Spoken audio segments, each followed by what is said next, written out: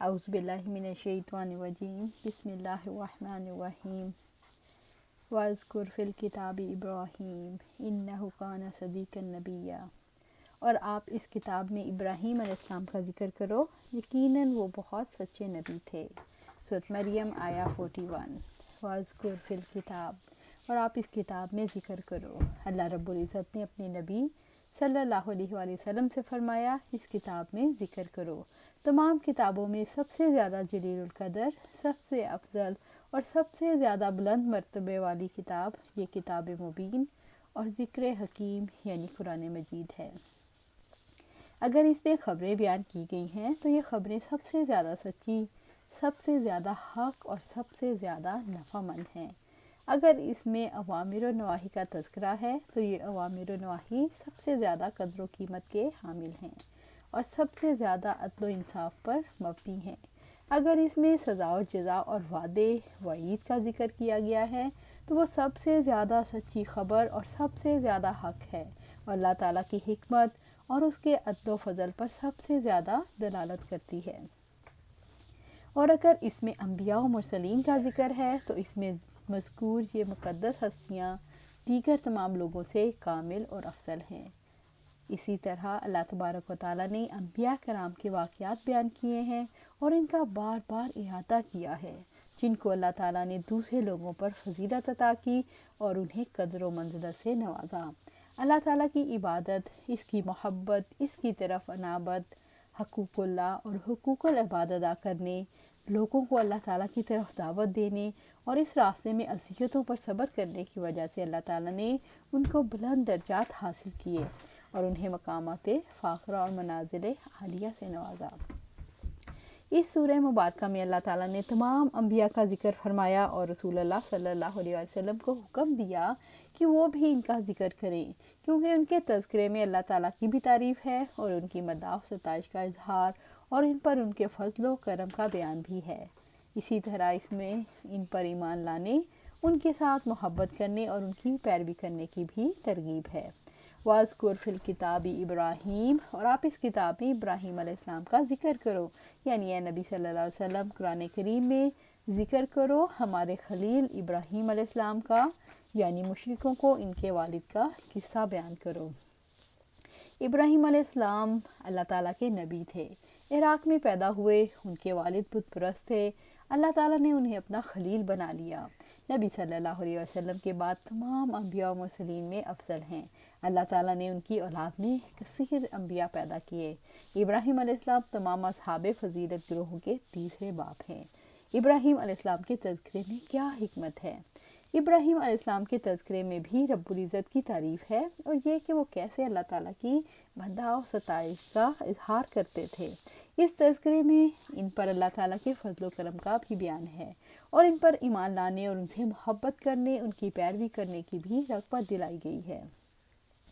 اس تذکرے سے مشرکوں کو اسے سمجھانا مطلوب ہے جن سے تم عقیدت رکھتے ہو، جن کی اولاد ہونے پر فخر کرتے ہو، وہ تو بت شکن تھے اور تم بت پرست ہو۔ یہ کیسی عقیدت ہے کہ سچے نبی کے ساتھ تعلق رکھ کر جھوٹ کی زمین پر کھڑے ہو۔ انہ کان صدیقا نبیّا، یقیناً وہ سچے تھے، نبی تھے، یعنی وہ کثیر الصدق تھے، یعنی صادق تھے، سچائی کی اعلیٰ عہدے پر پہنچے ہوئے تھے۔ صدیق ایسے شخص کو کہا جاتا ہے جو اپنی باتوں، اپنی خبروں اور اپنے وعدے میں سچا ہو۔ اللہ تبارک و تعالیٰ نے بیک وقت ابراہیم علیہ السلام کو صدیقیت اور نبوت سے سرفراز فرمایا۔ صدیق بہت راست باز شخص کو کہا جاتا ہے، بس وہ اپنے قول و فعل احوال میں سچا ہونے کے ساتھ ساتھ ہر اس چیز کی بھی تصدیق کرتا ہے جس کی تصدیق کا اسے حکم دیا جاتا ہے۔ یہ خوبی اس عظیم علم کو جو دل کی گہرائیوں تک پہنچاتا ہے اور اس پر اثر انداز ہوتا ہے، اسی طرح کامل عمل صالح کا موجب ہوتا ہے۔ صدیق وہ ہوتا ہے جس کے قول و عمل میں مطابقت ہو، جو سچائی کے اعلیٰ مرتبے پر ہو۔ نبوت کے بعد سب سے اعلیٰ مقام صدیقیت کا ہے۔ ہر نبی صدیق ہوتا ہے لیکن ہر صدیق نبی نہیں ہوتا۔ اللہ تعالیٰ کی ذات حق ہے، وہ سب سے بڑی سچائی جس کی وجہ سے کائنات وجود میں آئی۔ اسلام اس سچائی کا اقرار کرنے اور اس کی سچی باتوں پر ایمان لانے کا حکم دیتا ہے، کیونکہ اس کی ہر بات سچی، اس کی ملاقات سچی، اس کے رسول سچے، اس کی کتابیں سچی، اس کی تقدیر سچی۔ رب العزت نے فرمایا وَإِنَّا لَصَادِقُونَ، اور یقیناً ہم سچے ہیں۔ سورۃ الانعام آیا 146۔ انسان کے ہر قول اور عمل کی درستگی کی بنیاد یہ ہے کہ اس کے لیے اس کا دل اور اس کی زبان باہم ایک دوسرے سے مطابقت اور ہم آہنگ ہوں۔ اسی کا نام صدیق یا سچائی ہے، صدق یا سچائی ہے۔ اور جو شخص لے کر آیا اور اس نے اس کی تصدیق کی، یہی لوگ متقی ہیں۔ سورۃ الزمر آیا 33۔ آپ کہہ دو اللہ تعالیٰ نے سچ فرمایا ہے، چنانچہ ابراہیم کی ملت کی پیروی کرو جو یکسو تھا اور مشرکوں میں سے نہیں تھا۔ سورۃ آل عمران آیا 95۔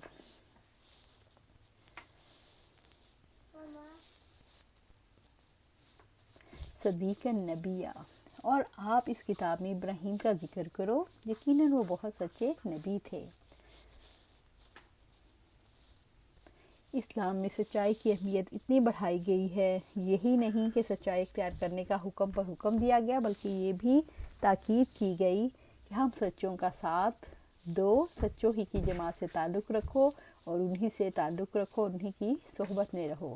اسلام کی نگاہ میں سچائی سے مراد صرف قول کی سچائی نہیں، نیت اور ارادے کی سچائی، عزم اور اس کو پورا کرنے میں سچائی، عمل میں سچائی، دینداری کے مقامات پر اور مراتب میں سچائی، یعنی زبان، دل اور عمل کی سچائی۔ اِذ قال لأبیہ یا ابتی لم تعبد ما لا يسمع ولا يبصر ولا يغنی عنک شیئا، اور جب اس نے اپنے باپ سے کہا، اے میرے ابا جان، آپ اس کی عبادت کیوں کرتے ہیں جو نہ سنتا ہے اور نہ دیکھتا ہے اور نہ آپ کے کچھ بھی کام آ سکتا ہے۔ سورۃ مریم آیا 42۔ اِذ قال لأبیہ، جب اس نے اپنے باپ سے کہا، جب ابراہیم علیہ السلام نے بتوں کی برائی بیان کرتے ہوئے اپنے باپ آزر سے کہا، اے میرے ابا جان، آپ اس کی عبادت کیوں کرتے ہیں جو نہ سنتا ہے اور نہ دیکھتا ہے اور نہ آپ کے کچھ کام آ سکتا ہے؟ آپ ایسی چیز کی عبادت کیوں کرتے ہیں جو نہ سنے، جو نہ دیکھے اور دوسرے حیوانات سے بھی کمتر درجے کی ہو، جو کسی نفع نقصان کی مالک نہ ہو؟ یعنی انسان تو اس کے آگے سر جھکا سکتا ہے جو انسان سے اعلیٰ ہو، زیادہ علم اور قوت والا ہو، جو انسان کو فائدہ پہنچائے۔ یعنی ان بتوں کی عبادت کیوں کرتے ہیں جو اپنی ذات اور افعال میں ناقص ہیں، جو سن سکتے ہیں نہ دیکھ سکتے ہیں، جو اپنے عبادت گزاروں کو کوئی نفع نہیں پہنچا سکتے نہ نقصان، بلکہ خود اپنے آپ کو نفع نہیں پہنچا سکتے اور نہ اپنی ذات سے کوئی چیز دور ہٹانے کی قدرت رکھتے ہیں۔ بس یہ اس حقیقت پر ایک روشن دلیل ہے کہ ایسی ہستی کی عبادت کرنا جو اپنی ذات اور اپنے افعال میں ناقص ہے، عقل اور شرع کے اعتبار سے کبھی ہے، اس کی تنبیہ اور اس کے اشارہ دلالت کرتا ہے کہ عبادت صرف اسی ہستی کی واجب ہے اور مستحسن ہے جو کمال کی مالک ہو، جس کے سوا بندے کہیں سے نعمتیں حاصل نہ کر سکتے ہوں، جس کے سوا کوئی اور ہستی ان سے کوئی تکلیف دور نہیں کر سکتی، اور وہ ہے اللہ سبحانہ تعالیٰ کی ذات۔ یا ابت انی قد جاءنی من العلم ما لم یأتک فاتبعنی اہدک صراطا سویا، اے میرے ابا جان، بلا شبہ میرے پاس یقیناً وہ علم آیا ہے جو آپ کے پاس نہیں آیا، چنانچہ آپ میرے پیچھے چلیں، میں آپ کو سیدھا راستے پر لے جاؤں گا۔ سورۃ مریم آیا 43۔ یا ابت انی قد جاءنی، اے میرے ابا جان، بلا شبہ میرے پاس یقیناً وہ علم آیا ہے۔ ابراہیم علیہ السلام نے اپنے اللہ تعالیٰ کی معرفت، اللہ تعالیٰ کے یقین، پاس بعد الموت اور مشرکوں کے لیے دائمی عذاب کے علم کا تذکرہ اپنے والد سے کیا، یعنی اللہ تعالیٰ نے مجھے وہ علم دیا ہے جو آپ کو علم نہیں دیا۔ فاتبینی، چنانچہ آپ میرے پیچھے چلیں، یعنی میں جس چیز کی آپ کو دعوت دیتا ہوں اس پر میرا اعتقاد ہے اور میں اس پر عمل پیرا ہوں، لہٰذا اس میں میری اطاعت کریں، یعنی اللہ تعالیٰ کے دین کی پیروی کریں۔ اہدک صراطا سویا، میں آپ کو سیدھے راستے پر لے جاؤں گا، اور اللہ تعالیٰ پر ایمان لانا اور تنہا اسی کی عبادت کرنا۔ ابراہیم علیہ السلام چاہتے تھے وہ ہمیشہ کی سعادت اور کامیابی حاصل کریں، یہ ایک نبی کی پیروی کے بغیر ممکن نہ تھا، اس لیے انہوں نے اپنی پیروی کی دعوت دی تاکہ وہ سیدھے راستے پر چلیں، یعنی سیدھا اور معتدل راستہ وہ ہے اکیلے اللہ کی عبادت اور تمام احوال میں اس کی اطاعت کرنا۔ اس کتاب میں جو لطف و کرم، جو نرمی ہے وہ مخفی نہیں۔ آپ علیہ السلام نے یہ نہیں فرمایا ابا جان میں عالم ہوں اور آپ جاہل ہیں، یا آپ کے پاس کوئی علم نہیں۔ آپ علیہ السلام نے اس پیرائے میں گفتگو فرمائی، میرے پاس اور آپ کے پاس علم ہے، مگر جو علم مجھے تک پہنچا ہے وہ آپ تک نہیں پہنچا، اس لیے آپ کے لیے مناسب یہی ہے آپ دلیل کی پیروی کریں اور اس کے سامنے سر تسلیم خم کریں۔ اگر یہ کہا جائے جس طرح بیٹا باپ اپنے بیٹے کا، شوہر اپنی بیوی کا، استاد اپنے شاگرد کا، آقا اپنے غلام کا اور بادشاہ اپنی رعایا کا بہر صورت احتساب کر سکتا ہے، یا احتساب کی یہ ولایت باپ پر بیٹے کو، شوہر پر بیوی کو، استاد پر شاگرد کو اور آقا پر غلام اور بادشاہ پر رعایا کو بھی حاصل ہے یا نہیں؟ اس کا جواب یہ ہے، ہم ان افراد کے لیے بھی اصل ولایت ثابت کرتے ہیں، لیکن تفصیلات میں قدر اختلاف ہے۔ رب العزت نے گھر والوں کو آگ سے بچانے کا حکم دیا۔ اے لوگو، اے ایمان والو، جو ایمان لائے ہو، اپنے آپ کو اور اپنے گھر والوں کو آگ سے بچاؤ، جس کا ایندھن آدمی اور پتھر ہیں، جس پر تند مزاج سخت گیر فرشتے مقرر ہیں، جو اللہ تعالیٰ کی نافرمانی نہیں کرتے اور انہیں جو حکم دیا جاتا ہے وہی کرتے ہیں۔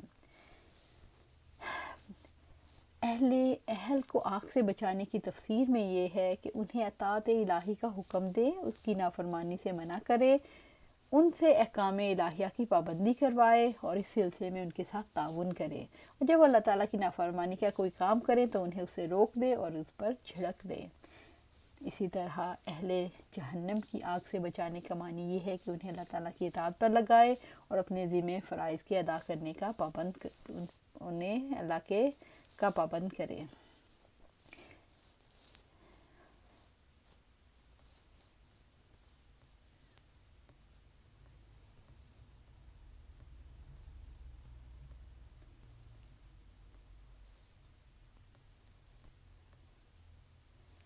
یا ابتی لا تعبد الشیطان ان الشیطان کان للرحمن عصیا۔